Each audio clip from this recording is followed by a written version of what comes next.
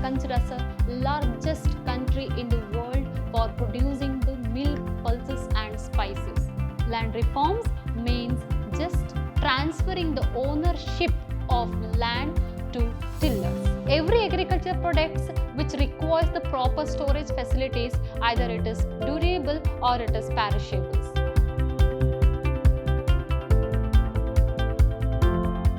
Namaste my dear students, Shubha Hebba here, Faculty of Commerce, Vidhyaashram First Grade College, the Temple of Excellence, Mysuru.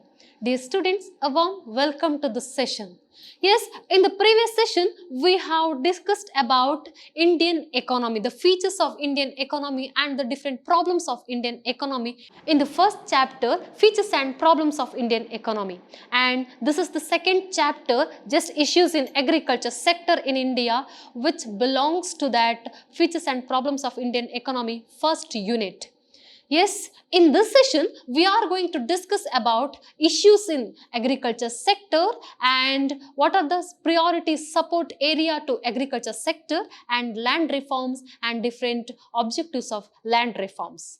Let us start the session with different content. Yes, a small introduction to this chapter and issues in agriculture sector. Yes, we are going to discuss what are the real problems we are facing to improve the agriculture sector. And next, what are the priority area to support to the agriculture sectors? So how to improve the agriculture sector? Which are the different allied sector which helps to improve the agriculture sector, that we are going to discuss in the priority area for support. Okay, and next, land reforms in India. What is the meaning of land reforms and what are the different objectives of land reforms in India? These are all different content we are going to discuss in this session. Yes, my dear students, let us start issues in agriculture sector in India. Yes, more than half of the total population, which means 58% of total population depends on agriculture sector, but contribution by agriculture sector to the GDP is very low. Agriculture sector, though it is considered as a backbone of our economic system, but contribution by agriculture sector is very less compared to service sector and industrial sectors. What are the different reasons behind it?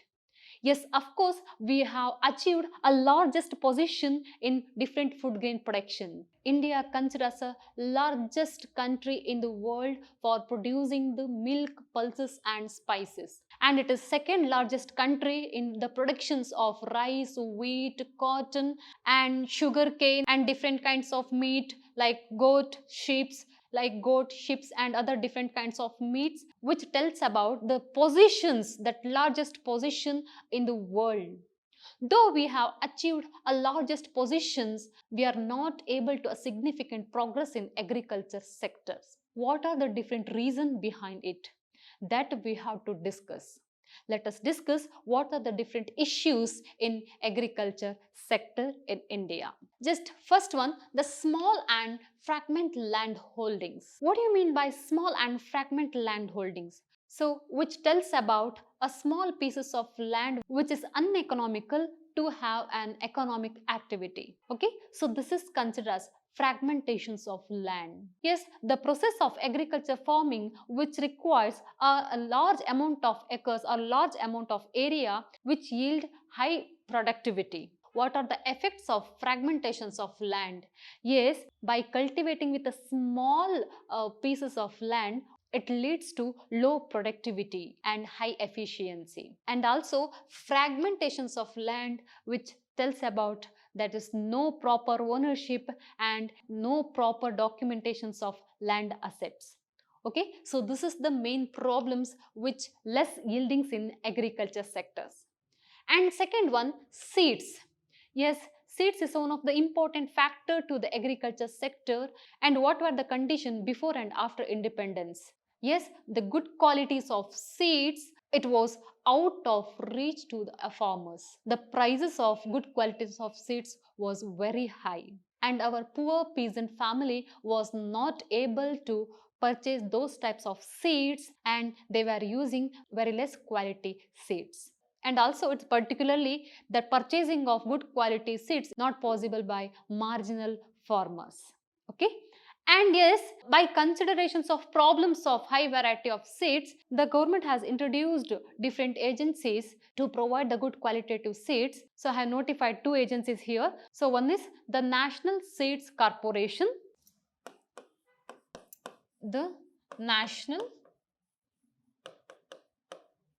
Seeds Corporation,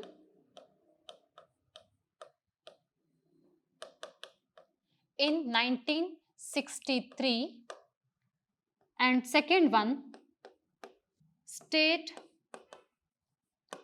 Farmer Corporation of India in 1969. So different two agencies has established by the government to solve these problems. And another one program, high yielding variety programs, high yielding variety programs,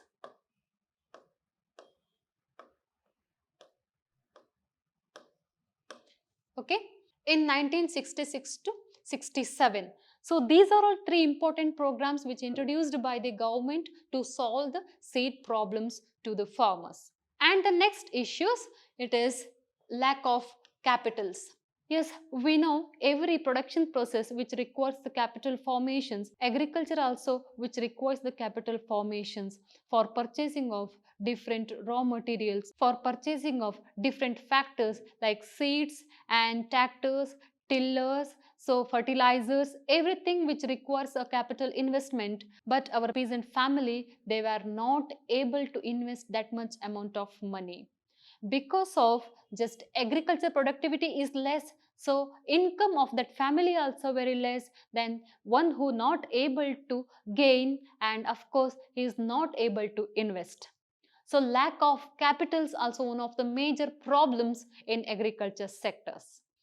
And next one, irrigations. Yes, we know that our agriculture system depends upon irrigations. Yes, we have 18% of total population of the world population, but we have only 4% of world fresh water. So what is the ratio between these two? Which means that we purely depends on irrigations. More than 51% of total agriculture area depends upon irrigation facilities. This was the major reason, which means other 48-49% depends upon monsoons. We know that we have always gambling with the monsoons. We don't know about the regularity of our monsoon system. So irrigation facility is very important to get a good crops. Is it? So this is the main problems of our agriculture system. And next one, that primitive methods of cultivations. So we can say unscientific methods of cultivation. Yes, primitive methods, it is characterized by that all the peasant family, just they were cultivating different types of crops for their consumptions. They were using that all the traditional methods in the cultivations. Okay, and very less productivity of seeds, and they were using the backward technology in the agriculture system. So that is considered as primitive methods of cultivation. Still we are performing with the primitive methods of cultivation. Still, introductions of green revolution, so many, which means that more than 75% of farmers, they were using just primitive methods of cultivation only. And after green revolution, so many family got subsidies to purchasing the different tractors, tillers, fertilizers, like that only. So it helps to improve the agriculture productivity. And next one, agriculture marketing. Yes, agriculture marketing, in the sense our farmer were selling their products to money lenders and traders, which they have cheated the agriculture farmers through faulty measures and account manipulating. Okay, so this was the main reason, which means the farmers will not get a good price for their products. They were selling their products with the very lowest prices, and middleman always trying to mislead the farmers with the very cheapest rate for their products, and he will sell the products for the consumers with the highest prices. So this was the problems of agriculture marketing. And next one, that inadequate storage facilities. Yes, every agriculture products which requires the proper storage facilities, either it is durable or it is perishables. And of course, the farmers have to wait for demand in the market, and also they have to wait for a good price for their products. So till then, they have to preserve their products, and of course, it requires a better storage facilities. Yes, the warehousing is considered as a storage facilities. India established different agencies under this agency. So one is Food Corporation of India, FCI, and Central Warehousing Corporations. And Central Warehousing Corporations. Two agencies were established to providing the warehousing facility to the agriculture products. And next one, inadequate transport. We know that the transport is very important, which requires to connected with the markets for agriculture products. Yes, in our country, this is the main problems, in the sense even today also there are so many villages, they don't have a proper road facilities and proper transport facilities. Yes, in case of sugarcane, if it is possible to reach as soon as after cutting the sugar canes, so the yieldings is very high. Otherwise, day by day, it lost its yielding capacity.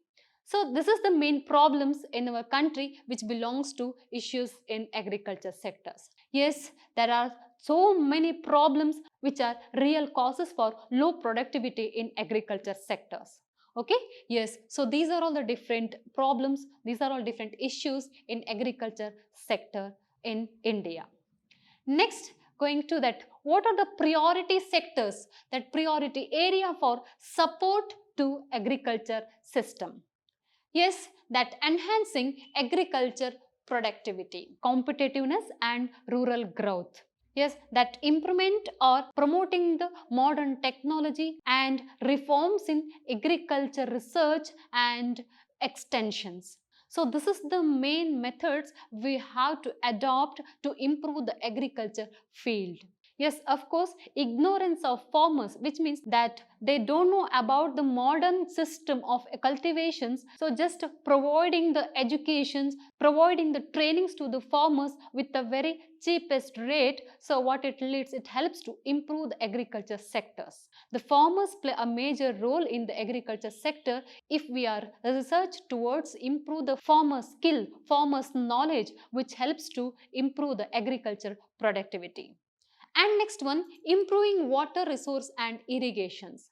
Already, as I told, we have 18% of world populations, and also we have only 4% of world fresh waters, and 80% of total fresh water drawn by agriculture sector only. Then only 48.8% of, which means 140 million hectare area which have proper irrigation facilities, and 51% of total area which belongs to rain fed. Okay, that is why that proper irrigation facility is very important to manage the agriculture system in a proper way. And next one, facilitating agriculture diversification to higher value commodities. Yes, diversification, which means changes in the cropping pattern and shift of workforce in agriculture allied activities, poultry farming and nurseries. So these are all different particular activity which belongs to agriculture diversification. Yes, not only focusing on the main crops of agriculture production. So yes, just not only focusing on main crops of agriculture production, instead of that, just we are trying to take a cash crops methodology. So this is belongs to that agriculture diversifications. So which brings the high income, focusing on farming that activities also. So this is belongs to that facilitating agriculture diversification. Okay. And next one, promoting high growth commodities. Yes, the promoting high growth commodities which belongs to farming of cash crops and fruits and vegetables, which brings the high income comparing to that food grains. For focusing on these types of productions also, which brings the good income. Yes, and next one, poverty alleviation and community actions. So what are the different programs which have initiated by the government to remove the poverty elevation program, which provide the financial assistance to self-help activities. So these types of programs which helps to the people draw towards good income, a good standard of living, and which remove the problems of over dependence on agriculture sectors. Okay, so this is which related to that poverty elevation and community actions. And also the government has introduced different minimum support prices and introduced that public distribution system and introduced that procurement prices. So these are all different schemes, different policies which helps to farmers also as well as consumers also. The government will purchase the agriculture commodities by the farmers with the best rate, and of course it distributed the agriculture food grains to the consumers through public distribution system, so which helps to maintain the welfare in the society. Okay, so these are all different supporting area to agriculture sector. However, just it is very necessary to take a task towards improve in the agriculture field.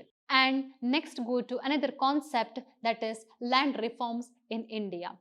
What do you mean by land reforms? Land reforms means just transferring the ownership of land to tillers. This is called land reforms. Yes, which primarily refers to change the ownership of land holdings to tillers.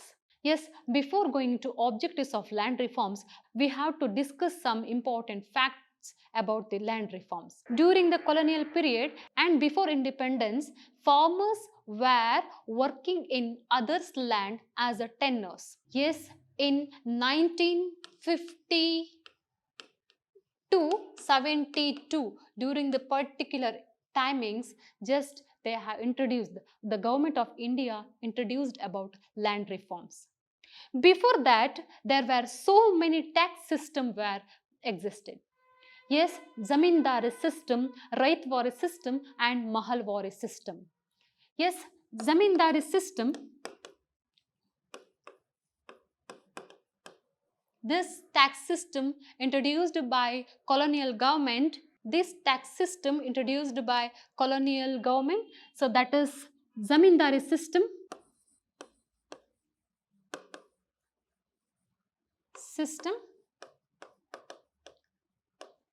raitwari system,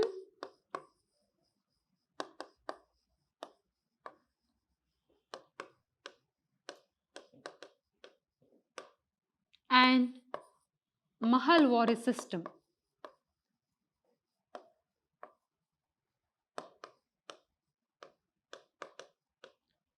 These three systems is main, it tells about tax system collected by colonial government, collected by British rulers. Yes, zamindari system introduced by Lord Cornwallis, and according to zamindari system, just landlords, they have to collected the tax by their tenures, and these landlords considered as a zamindars, and of course there were so many farmers, they were working in the lands of zamindars and they have to pay the tenures, even they were not able to get minimum yieldings from them. So by compulsory they were collecting the tax by tenures. So according to Raitwari system, that is proprietor of land, they have to pay the taxes directly to the government. So that is coming under the Raitwari system. And Mahalwari system, it is also related to Zamindari system. They have responsibilities to collecting the tax by the tenures, and this introduced by Lord Mountbatten. So these are all different tax system by colonial rulers, and of course these are all which led or resulted at a bad situations of peasant families. They were not able to pay the taxes. If they are not able to pay the taxes, they have lost their lands and they have lost their all the working rights. So this was the condition. Yes, of course, what are the outcomes of this important tax system, which means agriculture productivity was very less and it made the peasant family to extreme indebtedness. Okay, so this was the conditions. Yes, after got independent or in during the period of 1950 to 70, so just British government has introduced land reform. According to the land reforms, the tiller become owner of that lands. And of course, it is refers to change the ownership of land holdings to the tenures. Okay, so this is the land reforms. Yes, what are the objectives of lands? So it is nothing but a redistributions of land to tillers. Okay, so what are the objectives of land? Yes, redistributions of land among the society, and which tells about the land holdings not in a one hand, and of course it is with a few many hands. Okay, so this is considered as a redistributions of land. And land ceiling, what do you mean by land ceiling? Land ceiling, which means that is fixation of land.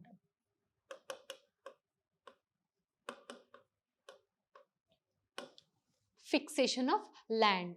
Okay, so by the way, that marginal farmers also can get some amount of lands for their cultivation, for their requirements. Okay, so this is land ceiling policies taken by the government. And next one, removal of rural poverty. So this was the major objectives of to introducing the land reforms. Yes, by improving their productive capacity, by providing the lands to the agriculture people, which means tenures, they are also have rights to cultivating for themselves, just improving their income. Okay, by the way, just try to remove the rural poverty. And the next one, abolitions of intermediaries. Abolitions of intermediaries, which means intermediaries, just they were working as a broker between government and farmers. Abolitions of those intermediaries, that every farmers can get benefited from the government directly. And the next one, the tenancy reforms. Tenancy reforms means removing all the tax system like zamindari, raitwari, mahalwari system. Just it was depends upon agriculture productivity. And the next one, increasing agriculture productivity. Yes, how to increase the agriculture product? See, if this particular land belongs to me, so I am taking the full responsibilities of particular land. Yes, see, if the particular land area belongs to me, then I can take the responsibilities. If it does not belong to me, which means I am working for another, so I have no need to take responsibilities. What they will give, I will do that.